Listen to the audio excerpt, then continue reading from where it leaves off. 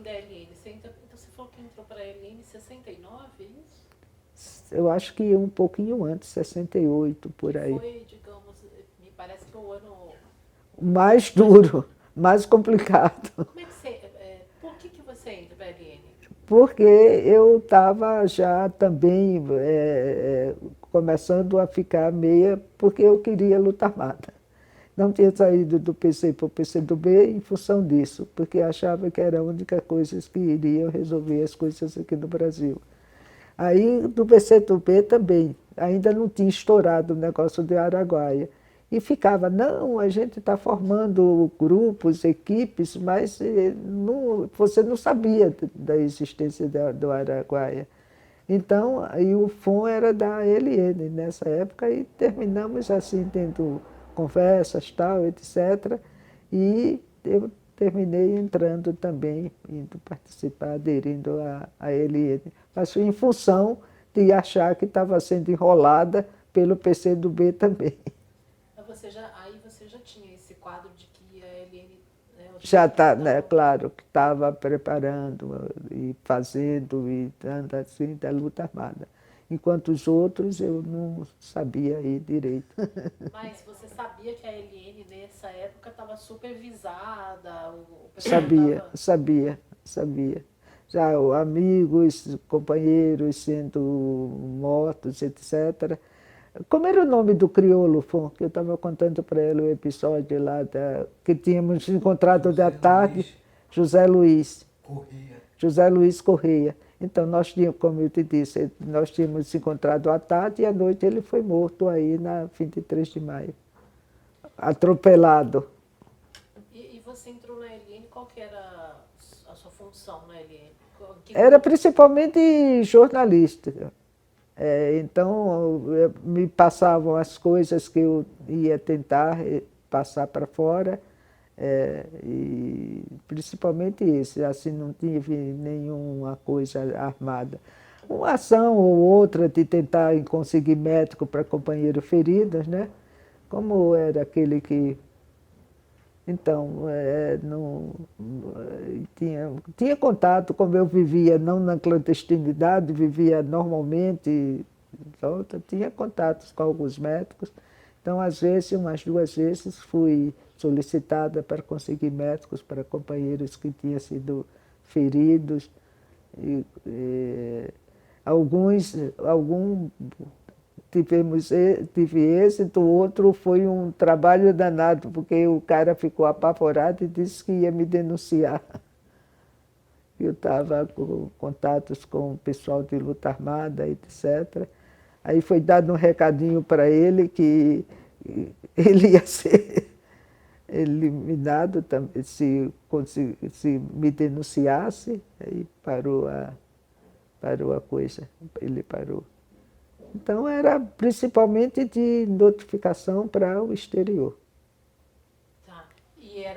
Tinha, né, essas pessoas, né, não só na LN, mas essas pessoas que eram que não estavam sendo perseguidas, né, não eram clandestinas, né, eram pontos enfim, pontos mais seguros, né, digamos assim. Era. Agora, apesar que era seguro assim, mas, por exemplo, o Fon, que era meu companheiro, morava na mesma casa, no mesmo apartamento, na mesma coisa, já tinha sido preso duas, 3 vezes.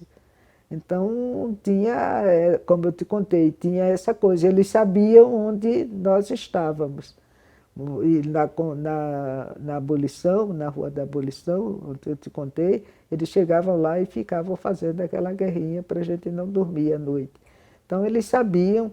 Teve uma coisa assim que um dia eu estava ficando tão assim desesperada que eu cheguei e eu disse, Fon, vamos pegar um caixote e quando dá 6, 6h30 da tarde, vamos sair ali na frente do Estadão, que ali ficava coalhado de gente passando para pegar os viadutos, Maria Paula, tal, etc., pegar São Luís.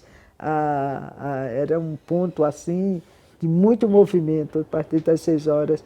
Aí a gente começa a fazer uns discursos revolucionários, aí a gente vai ser preso, mas pelo menos as pessoas vão ficar sabendo que a gente vai ser preso, não vai ser aquela prisão clandestina que depois somem com a gente.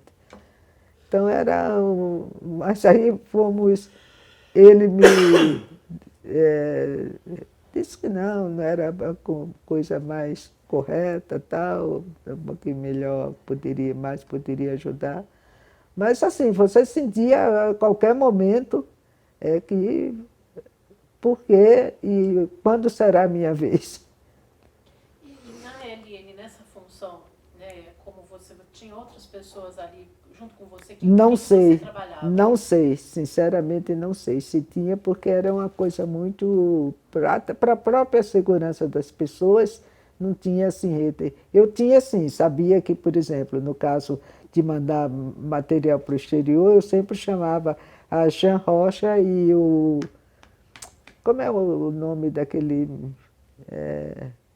que era o irmão da Yara e Alfeberg? Eu não lembro o nome. Bernardo Kuczynski. Então eu sabia de dois assim. O Bernardo é irmão da Yara? É, Ele é irmão da Ana Rosa, não é? da Ana Rosa Kuczynski, desculpe, não da Yara Elfenberg, Ana Rosa Kuczynski. Então esses aí você tinha mais contato.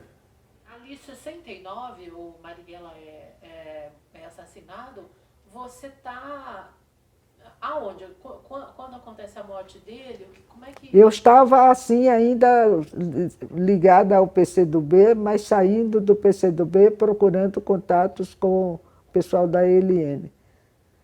Porque da ELN mesmo eu só fui a partir de 70, 71, que passei a ser.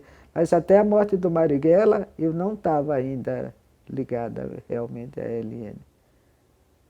E você se ligou, no caso você se ligou a Jean, por exemplo, né, que era uma pessoa muito ligada à igreja. A Jean sabia, né, que eu era de esquerda, tudo, a gente conversava e, como eu te disse, o pessoal jornalisticamente, eles mandavam a matéria, independente de ser de matéria de esquerda, matéria tal, etc., que entendia, mas tinha aquele senso mais jornalístico. Mas por exemplo, eles sabiam que eu era de esquerda e eu fui para a coordenação do Clube de Correspondentes Estrangeiros de São Paulo. Então era um negócio assim, meio de quem poderia aglutinar naquele momento, prestar um melhor trabalho. Quem que era o seu chefe na agência? Por exemplo, os dois nas agências, todos que eu me lembro eram o Flores, era um norte-americano descendente de mexicanos, Isaac Flores, tinha o outro, o Edgar Miller. O Edgar Miller saiu daqui correndo quando o Damitrione foi morto no Uruguai. Então era da CIA. Então, E eles sabiam que você... Eles sabiam, mas eu acho que era uma dupla vigilância. Ele tinha, olha, lá tinha a Edith Negrais, tinha o Dave Vidal, eu estava também. Então, para eles era interessante, eu achava que penso que eles achavam que, tendo pessoas de esquerda lá, eles tinham acesso a coisas que jornalisticamente para eles eram importantes, politicamente também. E a gente usava eles também, como tinha essa liberdade de mandar tudo, porque não tinha censura. Para ir para fora não tinha censura.